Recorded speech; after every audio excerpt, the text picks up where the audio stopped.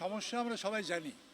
প্রত্যেক বছরই এইটা নতুন করে একবার করে রিহার্সাল হয়, যে যখনই ডেঙ্গু বাড়তে থাকে তখন আমরা লাফালাফি করি, হইচই করি, নানা রকমের কার্যকলাপ দেখায় পাবলিকের কাছে।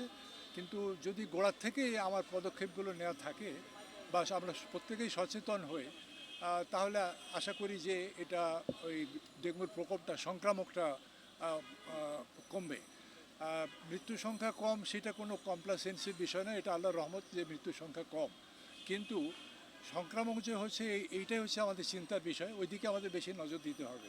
এবং সেটার জন্য দুটো দরকার, একটা হচ্ছে যে পরিষ্কার পরিচ্ছন্ন রাখা, লার্ভাসাইডের মেডিসিন দেওয়া, ফগিং করা ইত্যাদি, পরিষ্কার করা ইত্যাদি দৈনন্দিনভাবে। আর আরেকটা হচ্ছে জনগণের সচেতনতা। আমরা স্টাডি করে দেখছি যে 3 দিন 4 দিন পরে যখন পেশেন্ট ক্রিটিক্যাল হয়ে যায় তখন আর ঢাকার আশপাশ থেকে নিয়ে আসা হয় এবং